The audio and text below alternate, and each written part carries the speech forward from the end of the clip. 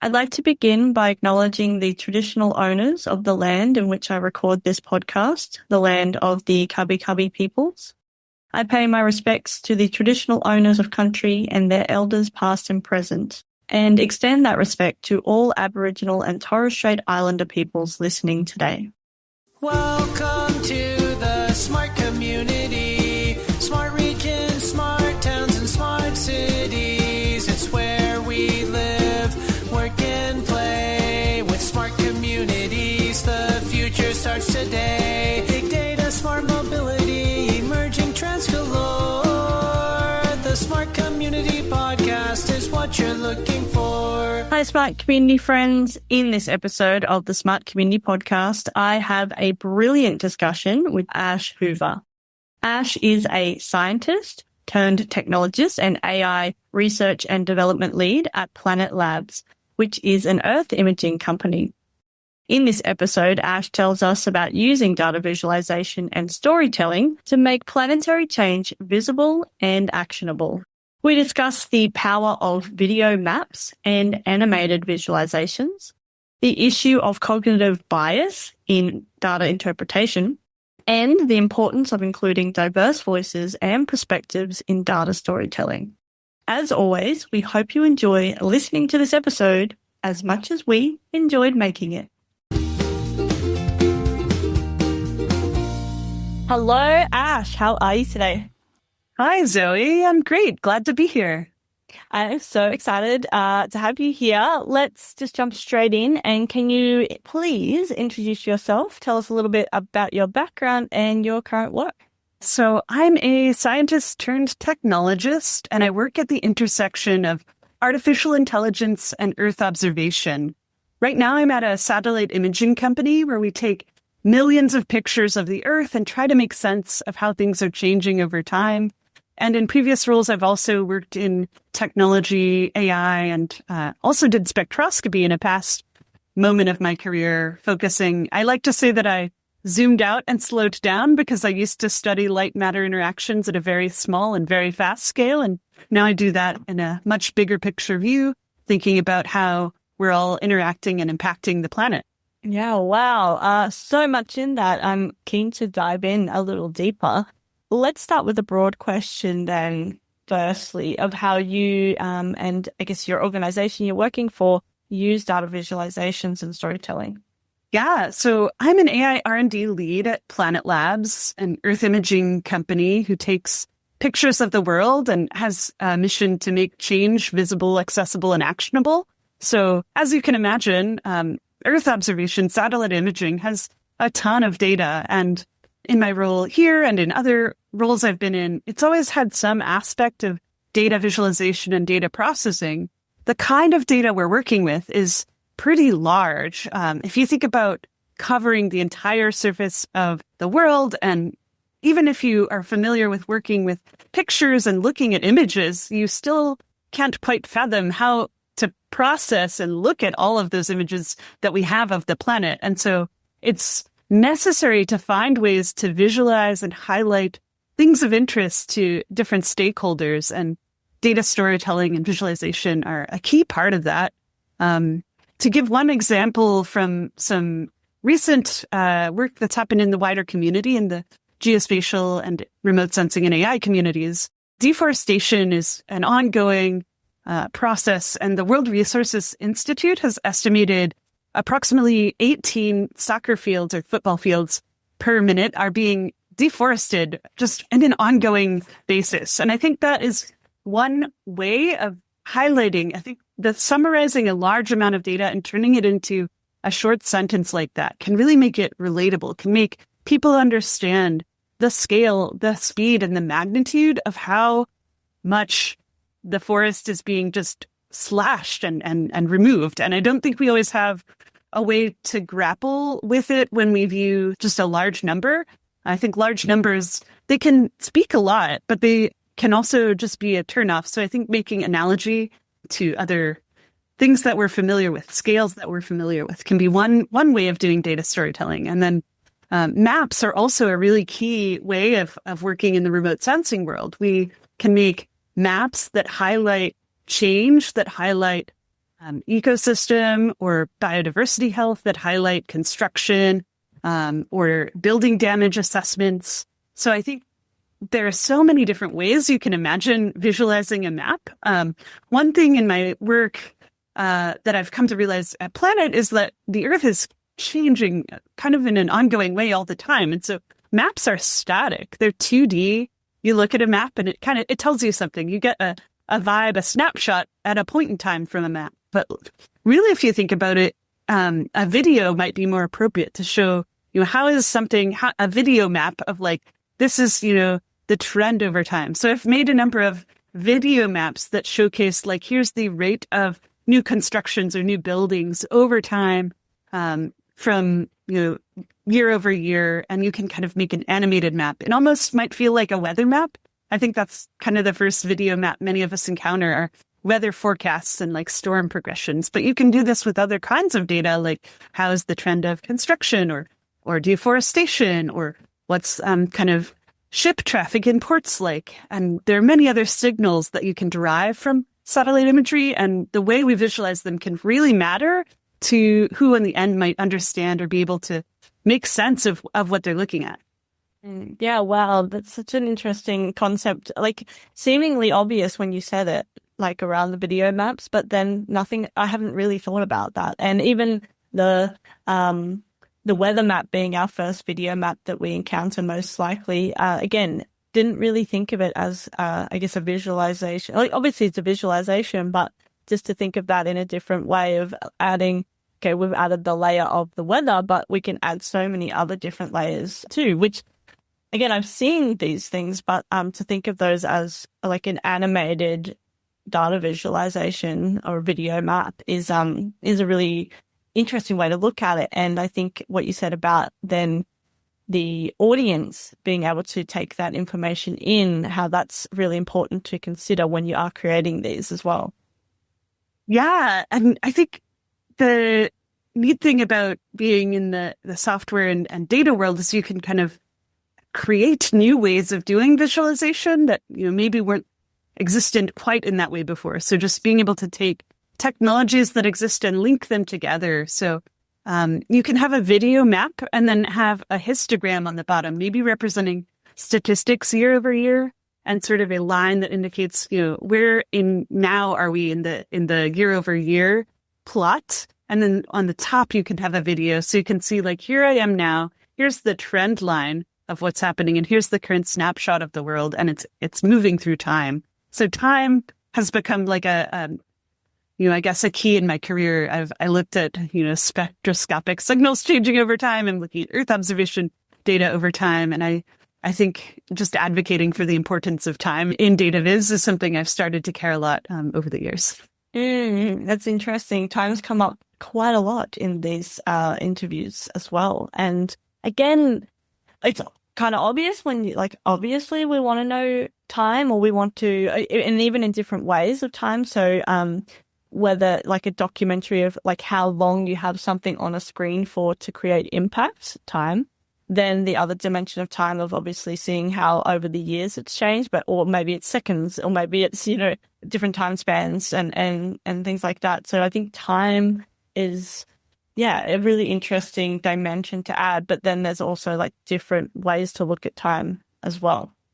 Yeah. And thinking about being on the receiving end of a data visualization, if you're a really busy decision maker or policy person not immersed in a specific niche field, you may only look at a chart or a presentation for a brief moment, and you're incorporating all these sources into your decision-making process. But having info-dense, yet not overwhelming ways of conveying things that are maybe more nuanced, complex, and could merit a year's worth of time to fully understand. But knowing that in the world you're operating in, you may not have the depth, the time to go in depth in every possible subject. So how do you transmit info-rich bites to someone so that they basically can get the gist of what's happening, can understand deeply without necessarily going on the same journey that someone creating a visualization went on? So how do you transmit as much as of the learnings as possible in a shareable artifact. And the UX of that data artifact can matter as well. Is it interactive? Can someone like have different ways to view or interface with it? Is it something that's like contextualized with explanation of where did the data get sourced? How clean is it? How did the modeling work? What are some trade-offs with this particular model or approach? All of these can really matter, and they're not always easy to package up into a nice, like easily transmittable message. So sometimes just like a visualization will get transmitted, and it's maybe even transmitted out of its original context. And so thinking about the journey of a data visualization and how this may go like way far away from where we are now in this conversation. It might get transmitted, it might get posted in, somewhere on the internet, it might get shared with, across someone's desk who's not in the room right now. And so just having that mindset of making the like interpretability of charts and sourcing legible and making sure you have a path toward like if someone is interested, how do they find out more? How can they get access or dive into the data themselves if they really would like to do that? Or how can they vet or check against other sources?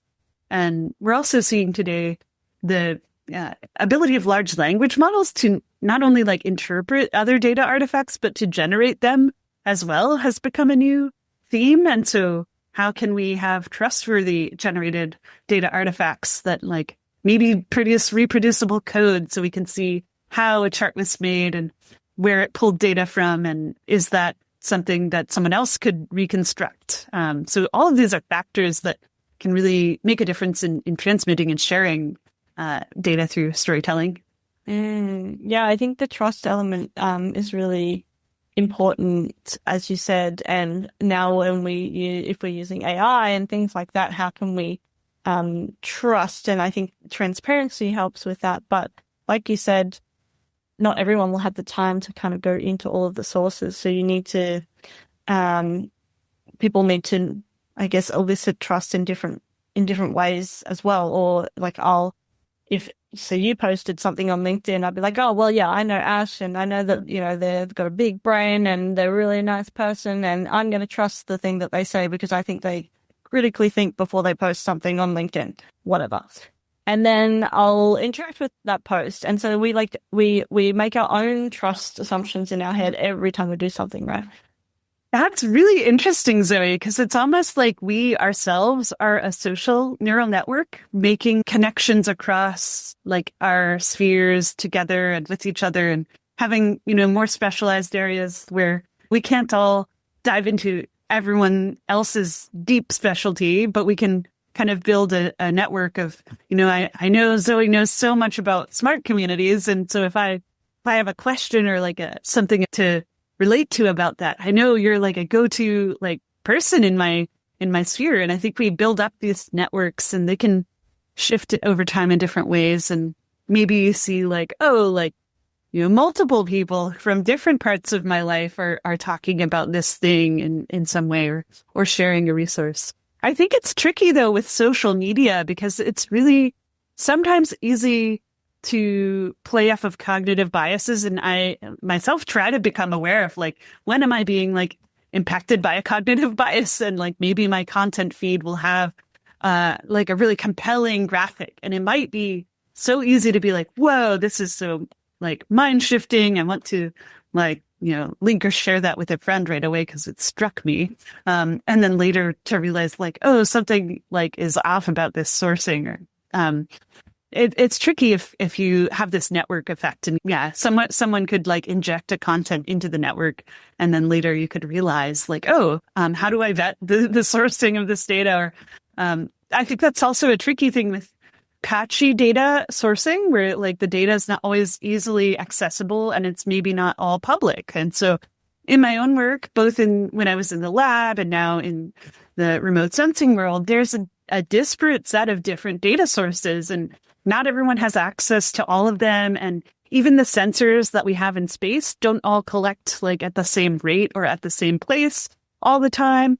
And so we have like a patchwork of sources to assemble what we think is a truth and to make sense of in this case, the world, but in other fields, whatever you're trying to understand, you're triangulating from many sources. And so there isn't always like a clear, like, this is what's happening. And so I think we're always in an exercise of trying to like iterate and refine our understanding of, what's happening now, what's happened in the past, what might happen in possible futures.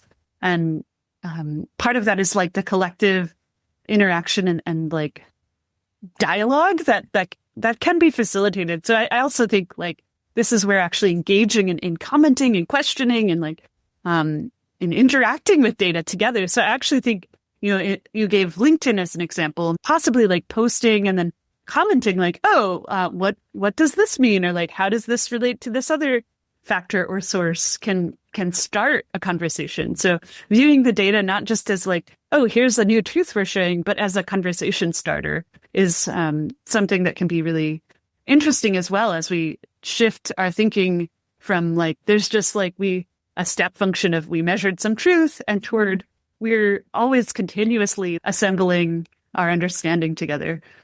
Yeah, I think that's a really wise insight of being that conversation starter because, and also like it kind of goes two ways. Like we can collect a set of data. We're like, that's the truth. Cool. That's all we have. But you can tell so many different stories from that one truth. And it's still, all of those stories are still true, but it depends on the lens or the angle that people are looking at it at.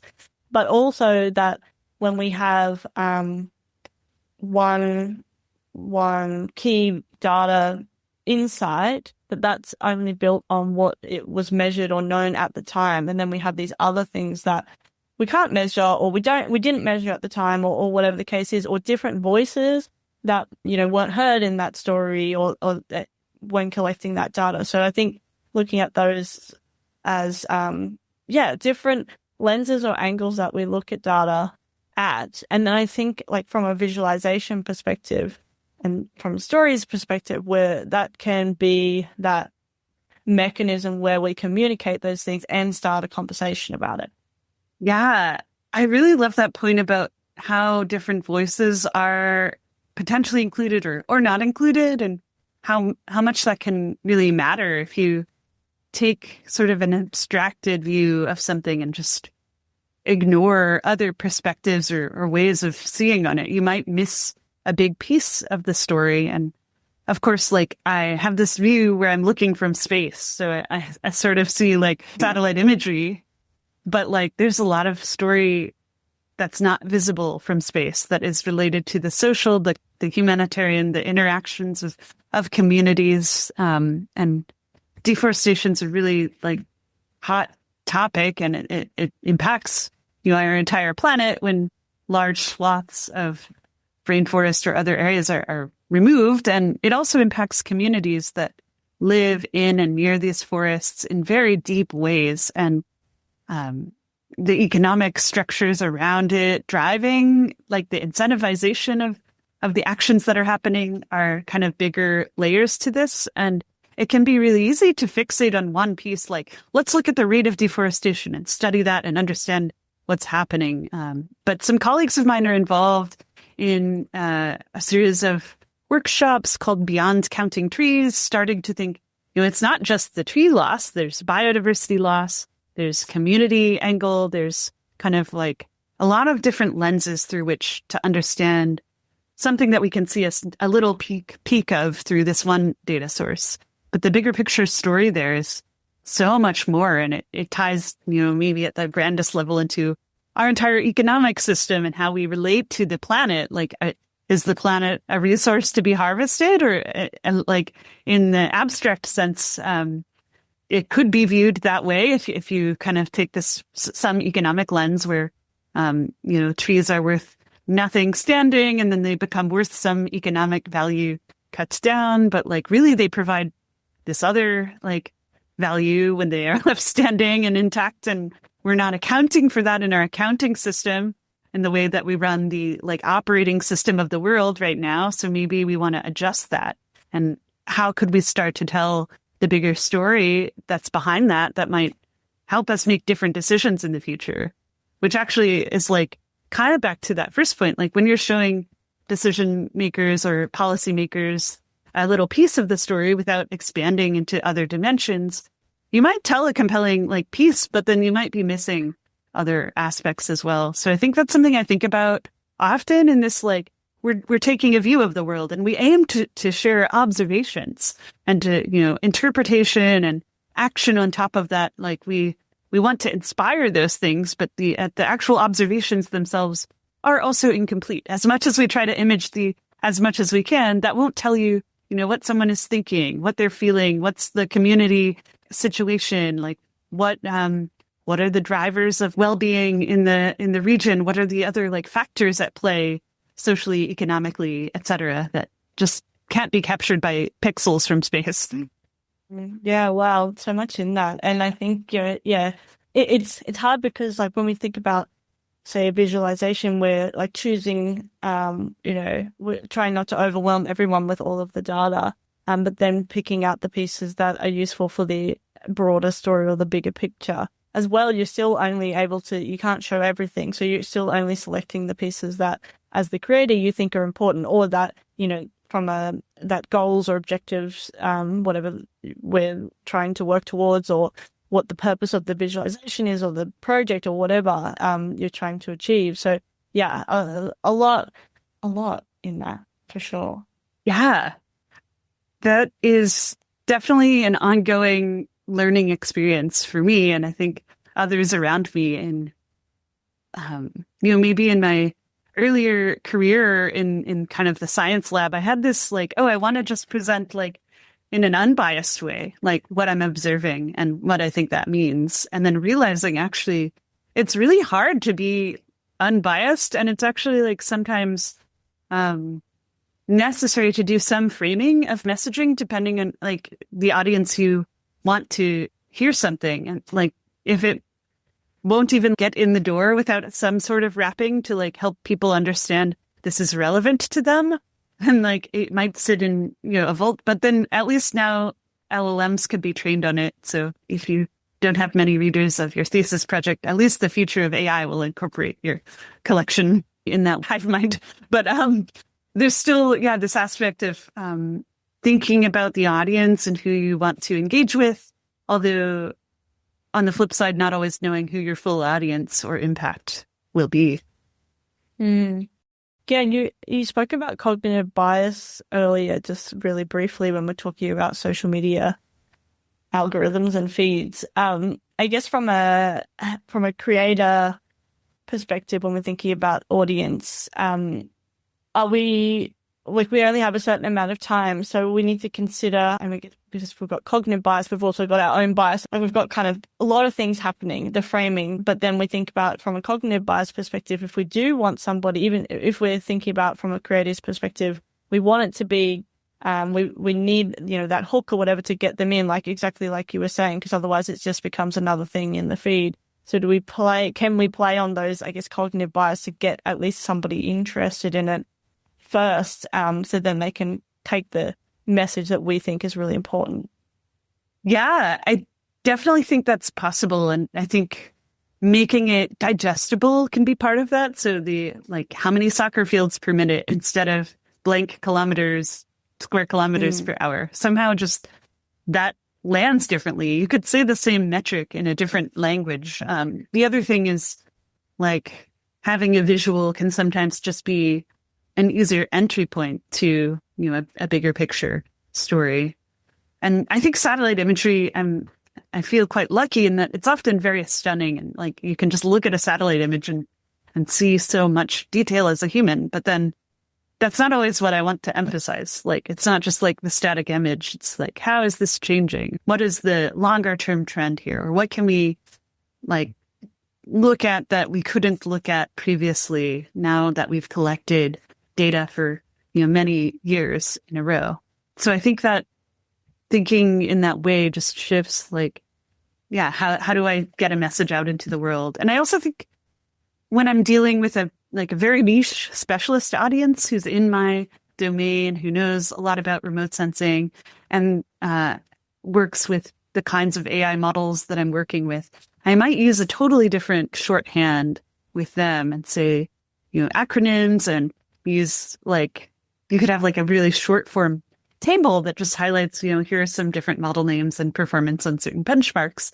But then that might not mean anything to someone, outside of this triple niche field. So I think just really thinking about what's the intention here behind a particular visualization, and is it just a quick chat with someone who's trying to compare models in our own sphere, or is this meant for someone who might not even be familiar with the concept of having repeated satellite imagery? Maybe they have used a map on their phone, but not really thought about how that could be updated, or if it would ever be out of date, what that would be like. So yeah, I think there are different dimensions there. Yeah, absolutely. Or even, just the medium. It's kind of like if it's a community member who's interested in, say, oh, I've heard this deforestation thing isn't actually a problem, so I'm coming there for a yes no nearly kind of answer. And oh, yeah, okay, it is a problem. I can see there's trees and now there's not trees over a certain time. Whatever the case is, very simplified. But then it's like, oh, but where is it a problem? Why is it a problem? And then you can start to dig in a little deeper and, follow your nose in the questioning. But to draw in that first instance, it's really speaking in the language of exactly what you said, the audience that you're talking to or sharing information with. And you also said that sometimes you don't know who all of the people are. And that's tricky, but tailoring it, I suppose, to I don't think we can ever I personally don't think we can tailor something for everyone, as in it's not one visualization for any audience, but I think there's things that we can do to make it clear and concise in our visualizations, so then most people can pick it up and understand it, but they'll take something different from it, I think, which for me is really important, because it's not that we've put something out in the world, it's then how people go to interpret it and absorb it. Yeah. And I think thinking through those steps you just named of what is the problem and why is it a problem and so what and what do I do? I think sometimes it can be easy to get stuck in a rut of thinking, I'm going to make this chart and it's just going to make people sad. And that's okay, we're sad that deforestation is continuing to happen. Okay, now I'm just going to move on in my feed.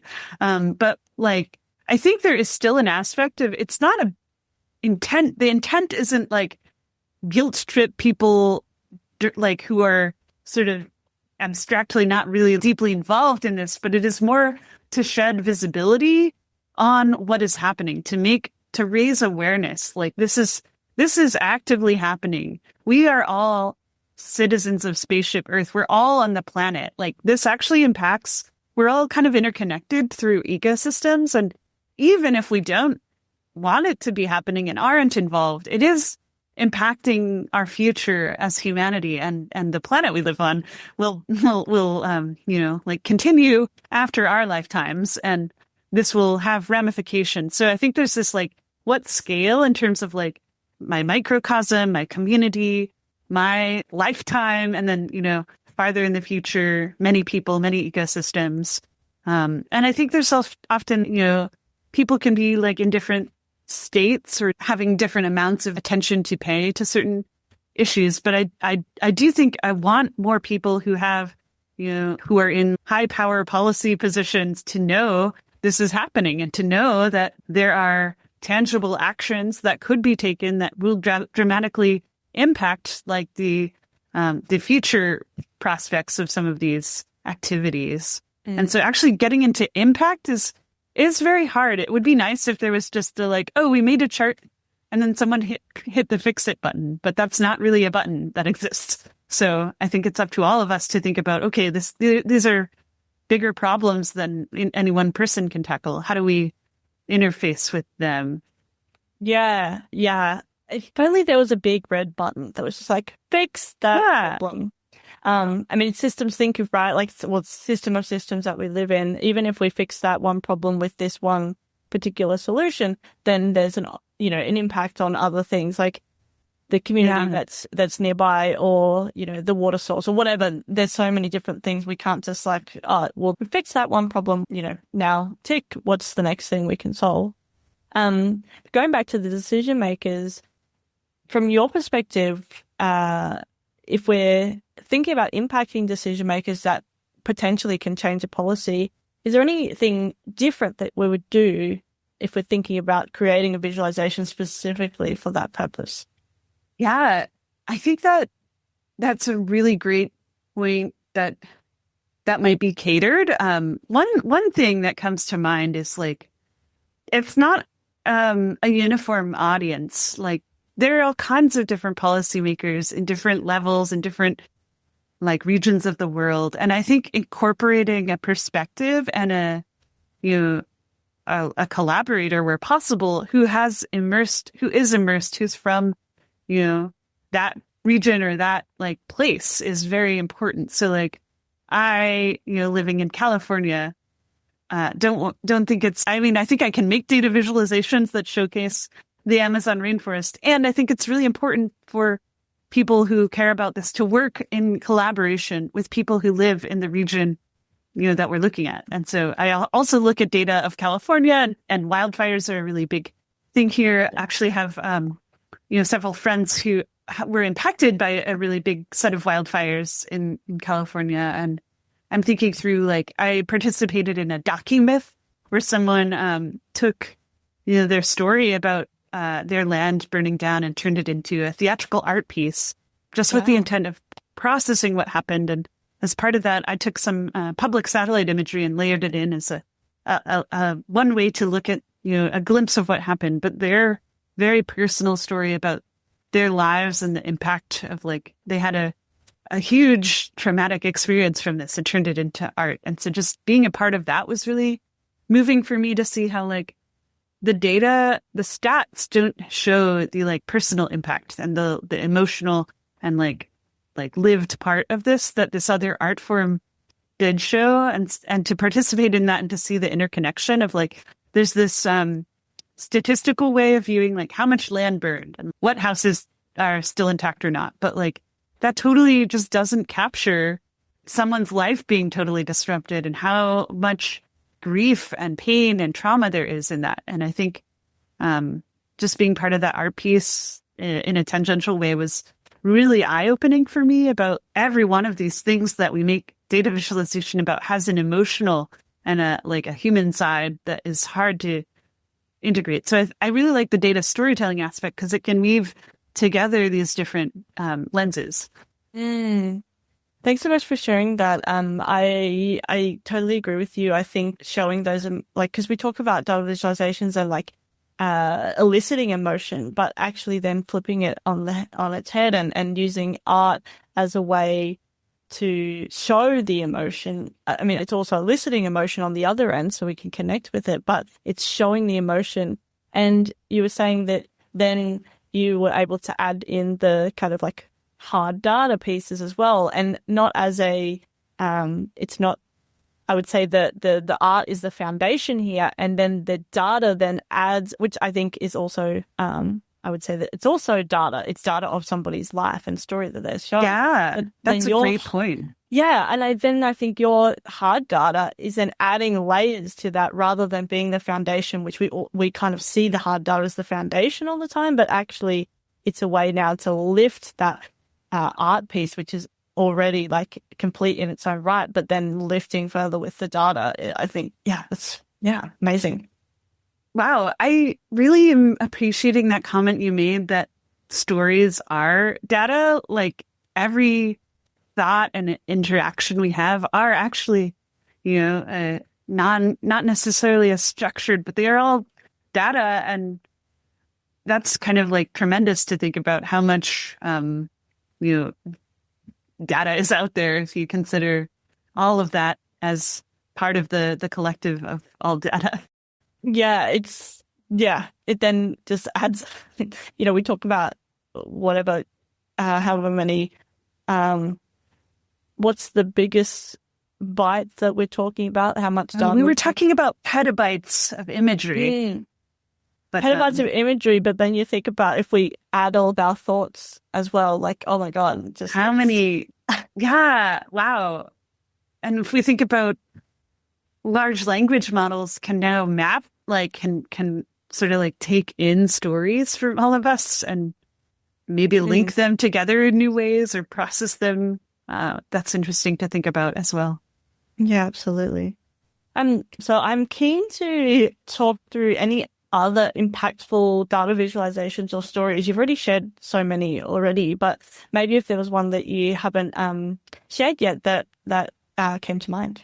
Yeah, I'll share one more. And I think that the liveness of having a dashboard or a way of interacting with data that's ongoing and updating, it can be really not just a thing that, a couple people look at sometimes, but an artifact that's living and like in a room with you. So in the startup I used to work for, we had, live dashboards representing like how much people were interacting with our services and using them. And that really changed how we thought about what we were doing. And see, when we hit like 1 million little chips of text from people's filled out forms were processed, that was like a big moment for us. And it created this collective feeling in the startup of like, oh, wow, like we hit this big milestone together. And we were all like in the room when like this chart went from like this number to this number. And like, but like feeling the chart move was like a visceral thing. It was like a living being with us. The dashboard was like part of our team in a way. And so I feel like that's a mindset I like to keep. And so in other environments, it doesn't always pan out that you have a live updating data source that's super relevant to what you want to do. But when you can have it, it is like a nice lens to have, how's this, like indicators of like what's happening today.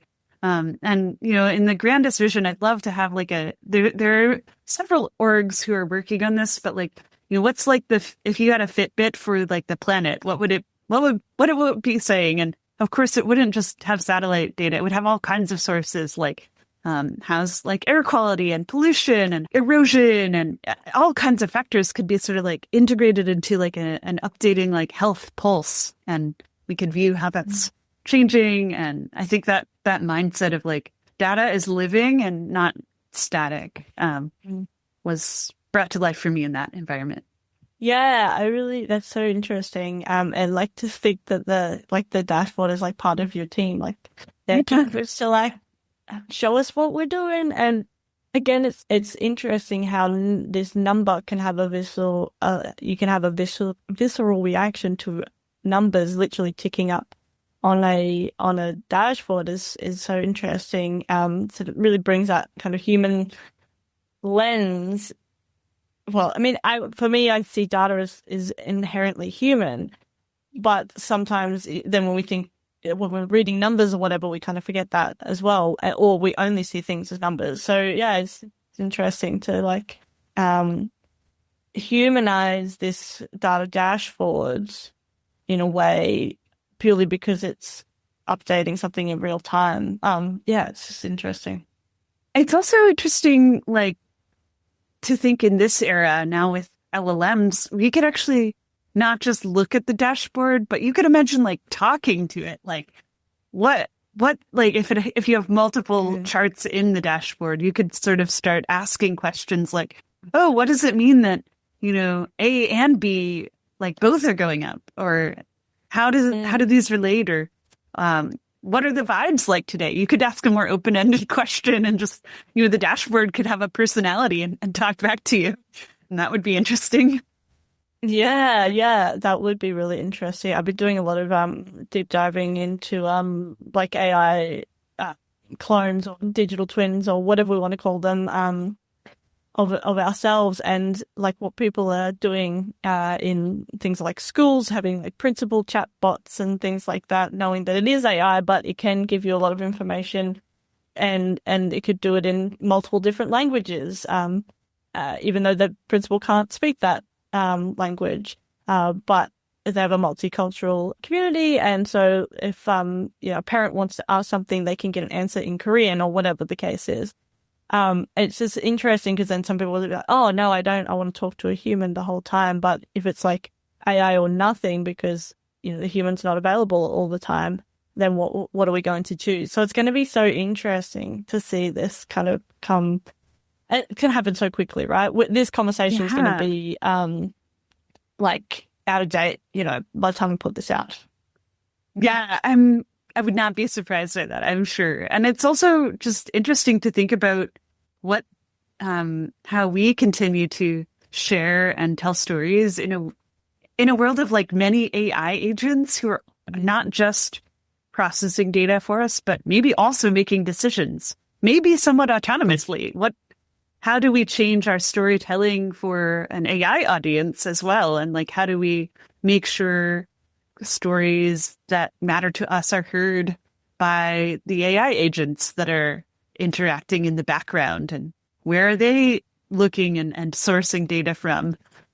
Yeah. And even, I was just on a webinar this morning about creating websites for humans and AI, because the AI wants like really dense information, and they want lots of information because that's what they're going to pull out to be the number, like if you want to search something and you want to come up in like in a LLM, then you want lots of information and you're like the biggest voice out there based on quantity. Whereas like for humans, we only want the information we need. We don't want to overwhelm them, get to the point. Book here, whatever the purpose of the website is. So that's interesting too. And I mean, I don't and for me, I'm always about, I say you would be the same. Humans, community, what does this mean for people? But we can't ignore this thing that's happening. But what can we do then to get involved so then, we can shape what we want it to look like in the future as well? Yeah. And in another level of that, of course, AI is like reading all of this and maybe making, taking that into account when you're searching. And the words that we all put onto the internet now influence the future AIs. Like everything we say, can nudge the future AI in some way or another in ways we don't understand, for better or worse. So putting content out into the world just at all can help the next generation incorporate ideas that you have or perspectives that maybe you think are underrepresented, just putting them out more and hoping that the training run will include them. Yeah, that's interesting too. And I guess then from when we're doing like visualizations of storytelling, like having those available then for the future and, and I guess it learning on how it's going to create then better stories and better visualizations for the human side. And then like that kind of weird thing, if we're doing things for the AI, then will it understand the human side, or is it just that we're being this we're doing things to make sure that and then I guess. That's a funny loop. Yeah. Cool. Continue to co-evolve with AI, I guess, as humanity. So. Yeah. And then I also think from a decision-making perspective, continuing to input into what we want to be automated or what we don't want to be automated probably is the question, and how keeping humans in the loop is important. And I think, even when we're creating story, I guess that's where, viz and stories, if AI is making them, how do we keep the human in the loop to ensure that we are telling the right story and they're giving that right, or the right in inverted commas, because the version that we are hoping to put out in the world. Yeah, I think that's such a compelling question. And it's one that can have gray area, not always a clear answer to, but human in the loop can be really reassuring if you're making a high stakes decision. I think we're still in this phase where AI can behave in so many different ways in different circumstances with different prompting or different contexts that we haven't been able to actually test all the possible scenarios, and we won't ever really get there. And so I do think there's this comfort or safety mechanism of having a human in the loop for high stakes decisions or ones that might impact lives or like large, like things that might have high risk if they go awry. Even in things that don't seem super high risk, I notice in AI like coding assistants, I like to sometimes still look at the generated code and not just like trust it blindly.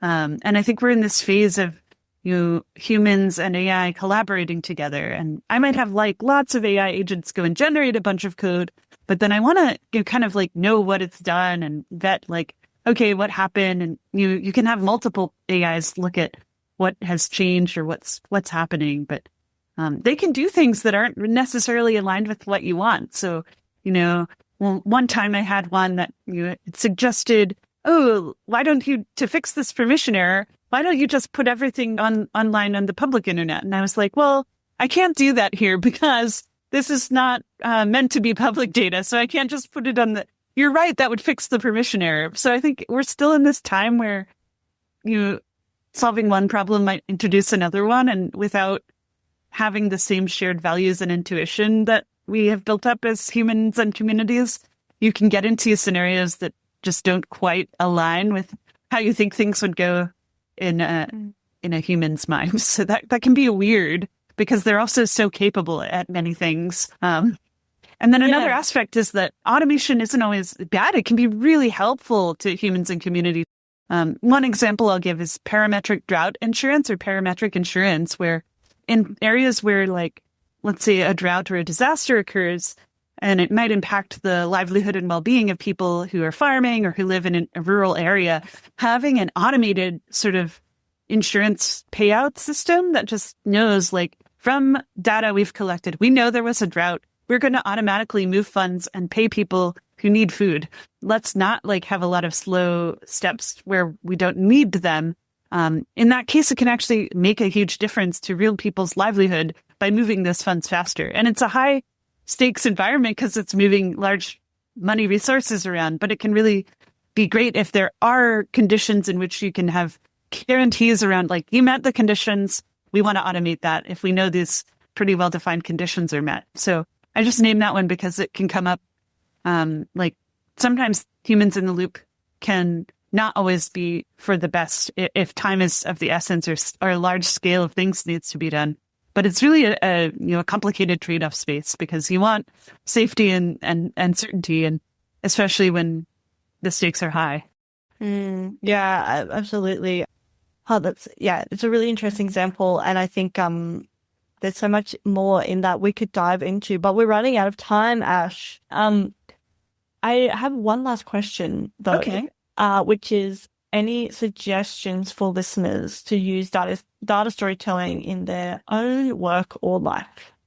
Yeah, I think one suggestion is to remember that the collective of all humans actually has so much potential together, and it's not just a few like 100 policymakers who matter. And so telling a story in a way that can be accessible, that can reach more people, and that can help people like take an action that might have a net effect can be really impactful. And I think that's something to remember. Like, we don't just have to target like, a very short list of super powerful people, but that we together as collective humanity have a ton of power, and that the stories we tell are actually ways to direct some of our collective power toward doing things that are like aligned with our values, or that, get bigger things done that we might care about. So just thinking about that, and then experimenting, like try different things out and like explore and almost like try on a data visualization. It doesn't have to be perfect. It doesn't have to be like,